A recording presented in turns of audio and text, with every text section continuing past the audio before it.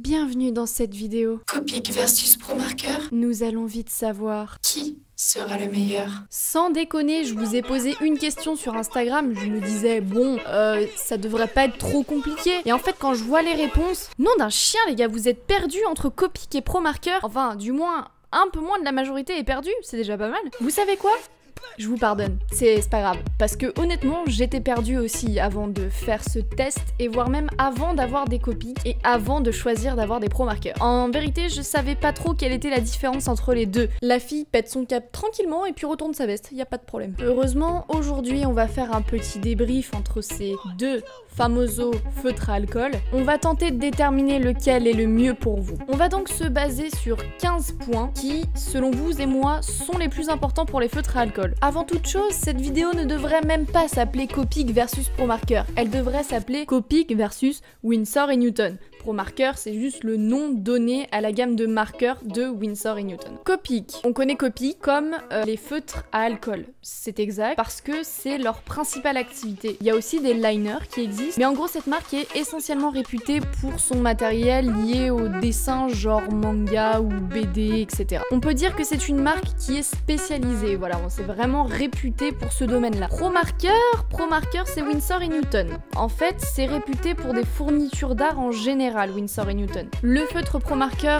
est reconnu, forcément, mais pas spécialement en tant que feutre pour manga ou pour BD exclusivement. C'est quelque chose que vous devez absolument avoir en tête, en fait, ces informations que je viens de vous donner. Sans plus tarder, commençons. Vous savez que Promarker et Copic ont des pointes différentes. Ils ont deux embouts différents chacun. Donc en fait, Copic a une pointe qu'on appelle pinceau. Voilà, ça fait une pointe qui ressemble un peu à un pinceau, c'est le but, c'est le principe. Et de l'autre côté, on a une pointe large, une pointe biseau, je sais pas trop comment l'appeler. Pour Promarker, on a une pointe feutre et une pointe large, donc biseau aussi. En ce qui concerne cette première caractéristique, on peut pas vraiment dire qu'il y ait un feutre à alcool qui s'en sorte mieux que l'autre. On va dire que c'est deux caractéristiques voilà, différentes. La deuxième caractéristique, c'est la taille. La taille, eh bien, ils ont la même taille en fait. Tu les mets à côté, ils ont la même taille. Sauf que le Promarker est plus épais dans la main. Le Copic est un peu plus fin. Tout dépend de ce que vous aimez. Encore une fois, il n'y en a pas un qui s'en sort mieux que l'autre parce que ça dépend de ce que vous aimez. Mais si on se base uniquement sur l'épaisseur, du coup la circonférence, on peut penser que Promarker a plus d'encre, peut-être. Troisième caractéristique, et non pas des moindres, c'est le prix. Le prix dépend du pays et des régions, apparemment. Enfin, j'ai entendu ça. Là, est-ce que j'ai vraiment besoin de dire qui est le gagnant ? Bien sûr que c'est Promarker, parce qu'on sait tous que Copic, c'est vraiment plus cher par rapport à Promarker. En moyenne, un Promarker, ça coûte entre 2,50€ et 3€, là où j'habite en tout cas. Et un Copic, ça coûte entre 4 et 5€ l'unité. Donc, c'est vraiment pas le même prix, quoi. Si vous me parlez en termes de rapport qualité-prix, on n'est plus du tout dans le même contexte. Moi, je vous parle simplement du prix objectivement. Voilà, le prix. Et bah, le Promarker, c'est moins cher, c'est tout, point barre. On va faire un petit zoom juste sur les prix, et notamment en ce qui concerne les sets. Vous savez, où on a des avantages selon si on achète en pack ou en set les Promarker ou les Copic. Chez Promarker notamment, je sais qu'il existe des packs qui s'appellent les gris, ou les tons pastels, ou les néons, les métalliques. D'ailleurs, n'achetez jamais les néons et les métalliques, comme ça c'est fait. On va se baser sur le prix du site Cultura, qui est à peu près connu par tout le monde, je pense. 2,99€ l'unité. Il propose un pack de 12 Promarker plus un blender, ce qui fait logiquement 2,99 x 12 plus 2,99€, on est à 38,87€. Ça, ils le vendent à 33,59€, donc oui, on peut dire que ça fait une petite économie. Maintenant, si on s'intéresse au set de Copic chez Cultura, comment dire, ils te font des sets manga qu'ils appellent manga 1, manga 2, voilà, et en fait c'est 5 Copic plus un liner. Faut savoir qu'un liner coûte le même prix qu'un Copic chez Cultura, c'est la même chose. Donc on est à 4,99€ l'unité, x 5 plus 4,99, c'est égal à 29,94€. Et ils te le vendent à 29,99€. Ce qui fait que vous faites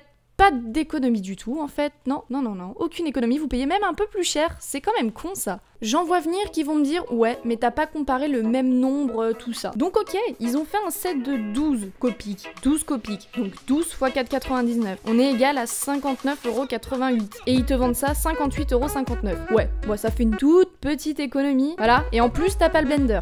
Je suis désolée Copic, mais là, Promarker remporte la manche sans vraiment grande surprise. En fait à Cultura, les Copic ils sont juste regroupés entre eux. Enfin, il n'y a pas vraiment de réduction quoi, c'est Faut faire attention, faut pas se faire avoir. Troisième caractéristique très importante, et non pas du tout parce que c'est la quatrième en fait. Je sais que dès qu'il y a des calculs, ça commence à vous perdre, mais gardez un peu le cap là. Putain. Quatrième, c'est la durée de vie. C'est pourquoi j'ai usé entièrement un Pro Marker pour l'occasion et un Copic pour l'occasion. Non. Vous avez vraiment cru que j'allais faire ça? Non, c'est mal me connaître là. Vu le prix que ça coûte, je vais pas... non, je vais vraiment pas le faire. Selon mon expérience personnelle, j'ai des Pro Markers depuis 2012. J'en ai eu à racheter entièrement 5, que j'utilisais très souvent. On est en 2019... ça va, on peut dire que c'est plutôt rentable. J'ai eu des Copic à partir de 2018. Et ce qui est assez étonnant, c'est que mon blender s'est épuisé à une vitesse incroyable. Bah sinon, après, il y a quelques feutres qui sont en train de fatiguer. On est en 2019. Je me dis que vraiment, durée de vie, c'est pas énorme. Mais, attention gros mais, on peut recharger les Copic. Donc tous les Copic se rechargent, il n'y a pas que les Copic sketch qui se rechargent comme certains le disent. Non, tous les Copic se rechargent. Une recharge ça coûte entre 9 et 13 euros. Et une recharge, vous pouvez remplir jusqu'à 17 fois votre Copic Ciao. C'est quand même rentable as fuck quand même. Imaginez à la place, vous achetez 17 Pro Markers. Ça fait quand même 17 x 2,99. Donc ça fait plus de 50 balles de Pro Markers. Bah ça fait quand même un peu mal, hein. Enfin je suis désolée. Mais... pour ce duel, en termes de durée de vie propre, le Pro Marker gagne. Parce que le Copic s'utilise beaucoup plus rapidement. Enfin d'après mes sensations, d'après mon expérience. Cinquième caractéristique qui vous tenait particulièrement à cœur, je sais pas trop pourquoi, mais apparemment ça compte, le nombre de couleurs. Copic a 180 couleurs dans sa gamme Copic Ciao, Pro Marker a 148 couleurs, d'après les sites officiels. Donc, on peut dire que Copic gagne ce duel. Sixième caractéristique qui a l'air d'être plutôt importante, c'est la fidélité des couleurs. Donc en gros, est-ce que la couleur du capuchon correspond à la couleur qui est vraiment du stylo, quoi. En termes de fidélité des couleurs, je pense que les deux sont à peu près similaires, même si, j'ai l'impression que Pro Marker est quand même plus fidèle au niveau de ses couleurs que Copic. Il y a vraiment certaines couleurs avec Copic que je ne comprends pas le rapport en fait, c'est pas possible. Je suis gentille, je vous mets deux exemples où on voit un peu de différence mais c'est gentil encore. Mais là, vous allez me faire croire que ça, c'est égal à ça chez Pro Marker? Non. Mais chez Copic, c'est pire. Genre, ils ont foiré complètement leur gamme de violets. Ça n'a rien à voir avec le bouchon. Je sais pas d'où ils sortent ces couleurs sur le bouchon. Probablement une expérience qui a mal tourné dans le laboratoire de Dexter. Mais c'est pas du tout fidèle, c'est pas du tout ça. Encore pour les autres couleurs, j'ai rien à dire. Mais alors pour leur gamme de violets, les gars, vous avez fumé quoi? Que c'est pas possible. Donc je trouve quand même que j'ai moins de mal à me retrouver dans les couleurs avec les Pro Markers que les Copic. Donc pour moi, Pro Marker gagne ce duel, même si c'est sensiblement la même chose. Numéro 7, la surface d'utilisation, c'est-à-dire sur quoi on peut l'utiliser. Alors, d'après le site de Copic, étonnamment, ça dit que photocopie. Donc on peut les utiliser sur des pages A4 blanches d'imprimante en fait. Pas spécialement sur du layout. Pro Marker, lui, il promet quelque chose de plus multi-usage. Hein. D'après aussi le site, on peut faire ça sur de l'acétate, sur du verre, sur du plastique, sur du bois, en plus du papier. Donc je pense qu'à ce niveau-là, Pro Marker a quand même un petit avantage. Mais en ce qui concerne cette surface, on va voir ça plus en détail parce qu'il y a certaines petites choses assez étonnantes. On va passer aux choses sérieuses, on va passer au test, c'est-à-dire que on va passer au cœur de ce qui vous intéresse dans cette vidéo, c'est-à-dire comment ça réagit sur papier, c'est mieux sur quoi, bref. Le tout. Huitième caractéristique, la vitesse de séchage. D'après mes tests, Copic est plus lent à sécher entre guillemets et Pro Marker est plus rapide entre guillemets. Je vous vois tout de suite venir, les feutres à alcool ne sèchent pas mais l'alcool s'évapore. Voilà, c'est dit, Billy, lâche-moi. Pour ce faire, j'ai testé, j'ai mis la même dose d'encre et j'ai passé mon doigt directement après pour voir lequel bavait et lequel ne bavait pas et voilà les résultats. Encore une fois, il n'y a pas vraiment de gagnant sur cette caractéristique parce que en fait ça dépend de ce que vous voulez faire. Je vous expliquerai. Ah oui, petite précision, j'ai fait les tests à chaque fois sur une feuille classique imprimante, voilà, normale, standard, où je peux pas dire plus dans la normalité que ça, et une feuille layout, donc une feuille qui est soi-disant faite pour les marqueurs à alcool. 9e caractéristique, est-ce que quand je veux colorier à l'intérieur de quelque chose, ça dépasse et ça bave? Sur ce point-là, j'avoue que les Copics sont largement gagnants, parce que les pro marqueurs, comment dire, il faut un petit peu anticiper pour pas dépasser. Donc le Copic en règle générale, non, ça ne dépasse pas, ça ne bave pas spécialement. Et le pro marqueur, parfois, si on a trop d'encre, et encore plus sur papier normal, genre imprimante. Ouais, il faut vraiment anticiper son coup. On pourrait presque dire qu'il faut un certain skill. À ce niveau-là, Copic gagne largement. 10e test, c'est sur l'uniformité des couleurs. C'est-à-dire, est-ce qu'une zone est plus ou moins uniforme une fois qu'on l'a coloriée? On peut réellement dire que les résultats parlent d'eux-mêmes parce que le pro marqueur a tendance à être plus uniforme en général, vraiment plus uniforme. Il est encore plus uniforme sur le layout, ça fait beaucoup de fois le mot uniforme encore une fois. Le Copic, c'est assez étrange en fait. Il laisse des sortes de mini points blancs dont j'avais jamais fait attention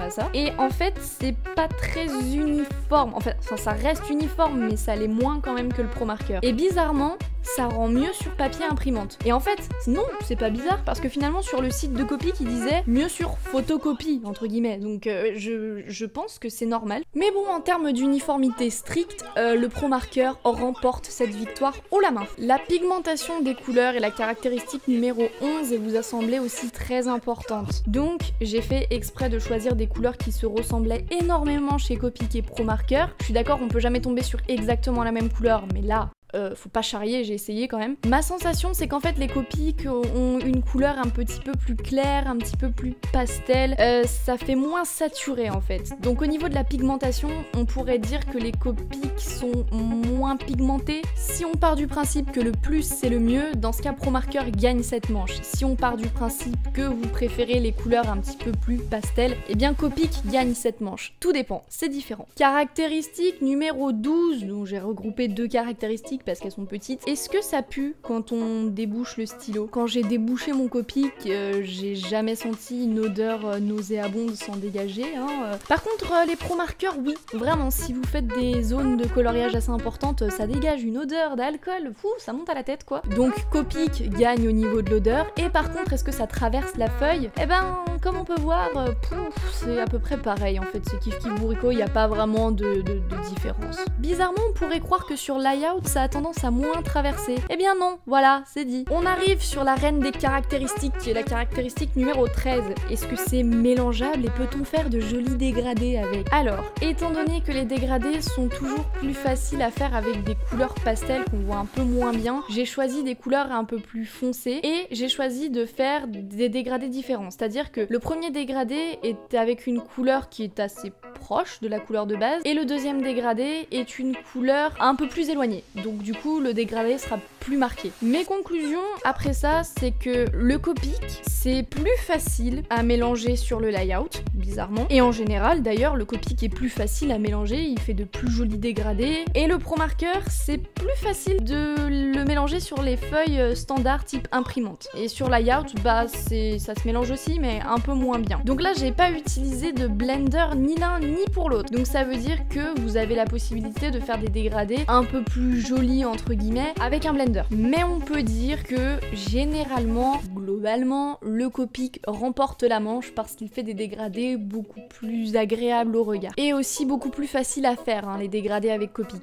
14e caractéristique, la précision. Donc même si vous avez deux embouts, il y en a un qui est forcément un peu plus précis que l'autre. Le large, honnêtement, je l'utilise pas très souvent. Si on parle de précision, genre coloration de mèches très fines et tout ça, ce sera beaucoup plus Copic en fait, parce que pro marqueur, vu que ça bave et tout, non, c'est pas la peine en fait. Donc on peut dire que Copic est largement au-dessus à ce niveau-là. La 15e et dernière caractéristique, c'est le rendu final. Encore une fois, personne ne gagne à ce niveau-là parce que ça dépend de ce que vous voulez faire. Le Copic, en fait, c'est plus dans l'illustration, plus dans les nuances en fait, c'est un peu plus subtil. Le pro marqueur, lui, c'est beaucoup plus dans le style imprimé, plus animé. Même si avec un Blender c'est possible de faire un rendu plus illustration, je trouve qu'on est sur un rendu beaucoup plus simple de base. Si on fait la synthèse de tout ce qu'on a analysé maintenant, il y a une seule chose que j'ai pas analysée, c'est la prise en main. Est-ce que c'est facile pour un débutant? Est-ce que c'est facile de les utiliser? Ça va venir un petit peu plus tard. Allez, je suis vendeuse chez Copic, je vais vous vendre des Copic. Messieurs, dames, le Copic est très précis. Il est, ma foi, très mélangeable aussi. Il sèche assez vite et nous avons un choix de couleurs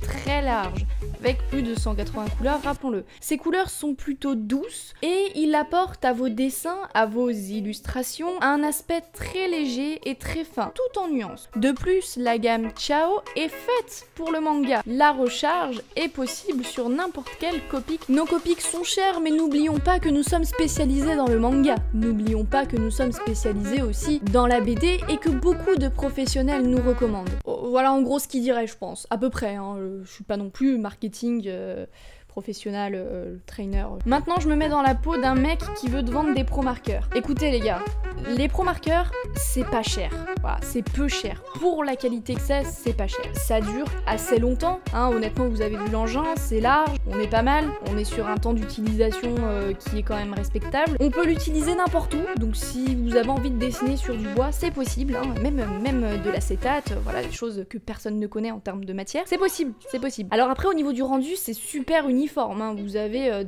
pratiquement des rendus imprimantes, hein. On appelle ça comme ça, des rendus imprimantes. Même sur des grandes zones, hein. Je vous le garantis, tout simplement. On a des couleurs qui sont très pigmentées, en fait, voilà, on a quelque chose qui est vraiment vivant au niveau des couleurs. Et au niveau de la prise en main, ben c'est assez facile, hein. On a un rendu qui est plutôt modulable, hein. On peut faire des choses assez complexes comme on peut faire des choses assez simples avec. Mais voilà, nous avons aussi un Blender qui permet de varier les plaisirs, tout simplement. C'est vrai que nous ne sommes pas spécialisés dans le manga ou la BD ou l'illustration en général, mais plutôt pour une utilisation qui est plus globale, c'est-à-dire que vous pouvez faire ce que vous voulez avec les pro marqueurs. Si vous avez envie de faire du manga, vous pouvez. Si vous avez envie de faire de la BD, vous pouvez. Si vous avez envie de colorier un mandala, vous pouvez. Si vous avez envie de donner vos pro marqueurs à vos petits cousins de 7 ans et demi pour qu'ils colorient des mandalas, vous pouvez. Chez Pro Marqueur, nous aimons la polyvalence après tout. Beaucoup de professionnels nous recommandent aussi, faut pas déconner. Voilà ce qui vous dirait aussi grosso modo. Donc on a deux discours qui sont un petit peu